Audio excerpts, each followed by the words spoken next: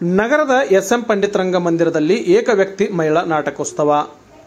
ಕಲಬುರಗಿ ರಂಗಾಯಣದ ಸುವರ್ಣ ಕರ್ನಾಟಕ 50 ಏಕವ್ಯಕ್ತಿ ಮಹಿಳಾ ನಾಟಕೋತ್ಸವ ಅವರಿಂದ ಆಯೋಜಿಸಿದ ಕಾರ್ಯಕ್ರಮಕ್ಕೆ ಡೊಳ್ಳು ಬಾರಿಸುವುದರ ಮೂಲಕ ಬೆಂಗಳೂರು ಕವಿಯತ್ರಿ ಹಾಗೂ ರಂಗಕರ್ಮಿ ಎಚ್ಎಲ್ ಪುಷ್ಪ ಅವರು ಚಾಲನೆ ನೀಡಿದರು.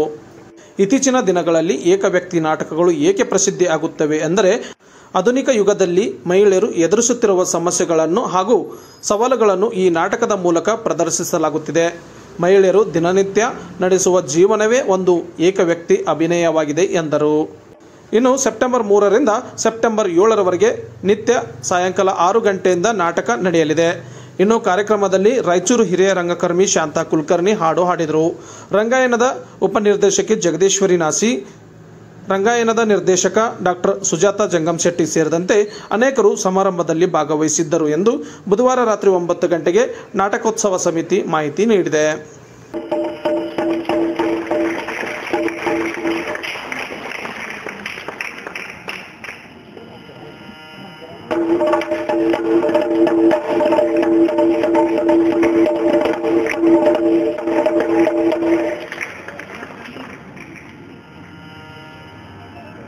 Thank